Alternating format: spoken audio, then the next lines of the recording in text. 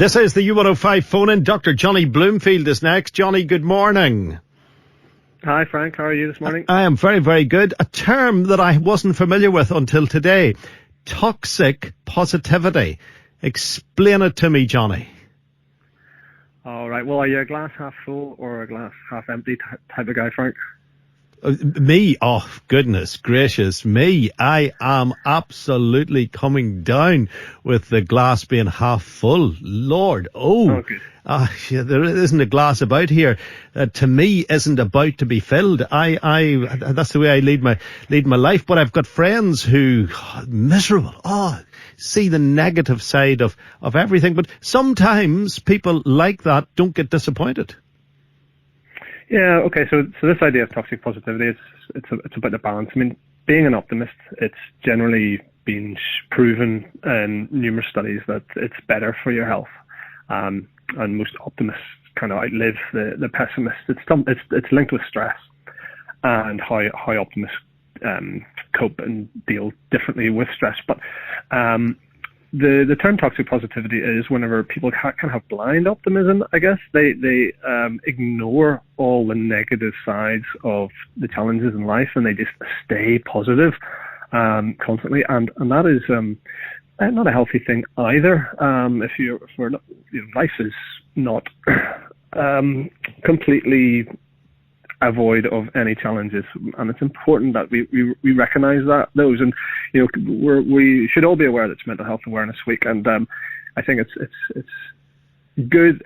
We hear this phrase a lot. It's okay not to be okay, and I think toxic positivity is a good example of recognizing that not everything is fantastic, and it's okay to address any negative feelings and emotions that you're having. Having said that, however, if you are bang whiz positive and everything is going swimmingly, you shouldn't stop to try and find the negatives.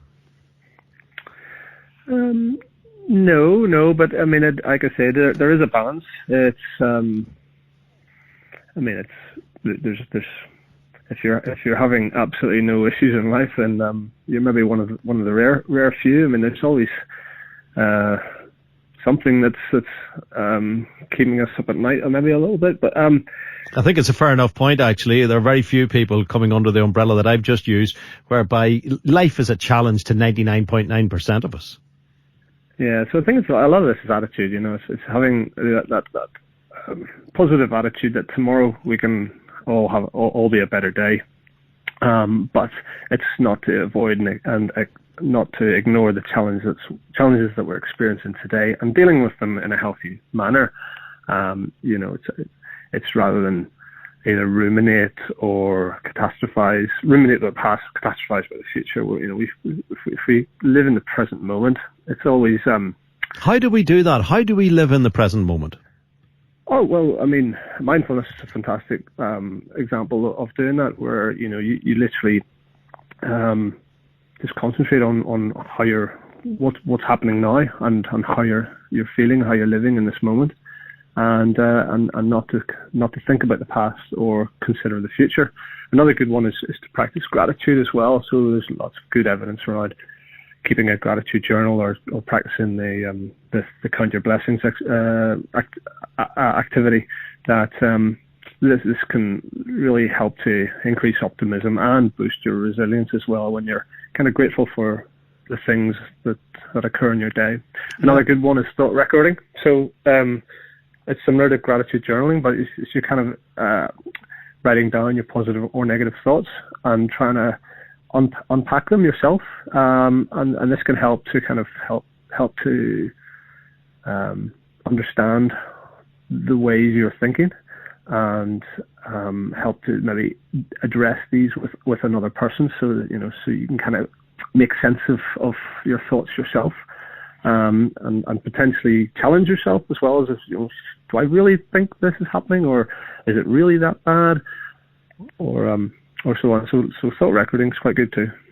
I was reading an article it was by a footballer, and for the life of me, I cannot recall the lad's name, but he was playing in the English divisions. He wasn't one of the Premier League footballers.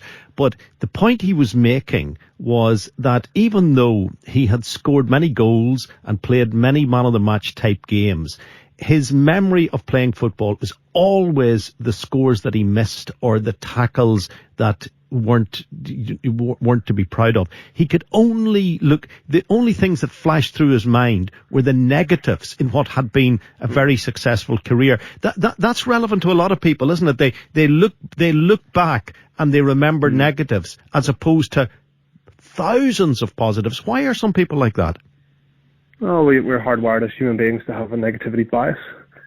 So, if you're, there's a danger of social media, I suppose. You could have several compliments about how wonderful your show is, or the work that you're doing, and it's that one negative comment that sits with you and eats away at you. So, yeah, we kind of have to take things in perspective, perhaps, so it catches our attention that we're not pleasing everybody. I think an acceptance of not being able to please everybody is a healthy thing, and sitting comfortably with that is something that we should all try to do. Yeah, I think politicians have that, don't they? Like Tony Blair, for example, must have that, whereby he doesn't care if people are really criticising him, say, for the war in Iraq. He can take that, it bounces off him. Whereas he will totally embrace praise for possibly bringing peace to Northern Ireland or bringing the unemployment rate down. He will dwell on his achievements. He will dwell on what he was able to do, as opposed to analyse or, negatize on whatever feelings he may have had. That's a common trait in politicians generally, isn't it? Boris Johnson excels at that too. I could go on and give you many examples of politicians who basically are constantly blowing smoke up their own cassock. Yeah, maybe this is a great example of toxic positivity, where people are focusing only on the good, and they're not necessarily ignoring any of the negative sides of their actions or the things that they've done. It's tipping that balance of optimism, going too far and taking it into this term toxic positivity. It's like you're only creating good vibes and you're discarding anything that's negatively attached to it. Yeah, just on that, that's the one thing that I'm finding hard to grasp. I would have thought that was a gift if you were able to eradicate negative thoughts from your head. That would be the gift. I think Donald Trump's got that. Now, I'm not saying for a moment I want to be Donald Trump. Piers Morgan's got it, but people who are massively successful don't seem to have any negative vibe about themselves. Well, they have that appearance of success, and success is in the eye of the beholder as well. But in terms of health and growth, if you don't acknowledge or deal or handle any of your negative challenges in an appropriate way, then they just get brushed under the carpet. They're still there. They'll maybe resurface at another point in lifetime, and that won't be a healthy thing. So I think it's very good to acknowledge the challenges in life and address them in a healthy manner. Yeah, it's very relevant. It is very relevant, and it's hugely important, because we can't all be as bombastic as former American presidents. Johnny, thank you. Dr. Johnny Bloomfield from johnnybloomfield.com. If you want more advice on handling the challenges that we face through life. But this is Mental Health Awareness Week. It's an important conversation to have.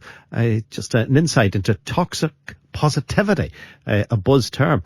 This is the U105 phone in, looking for a blue sky. There's blue sky thinking and blue sky positivity from the electric light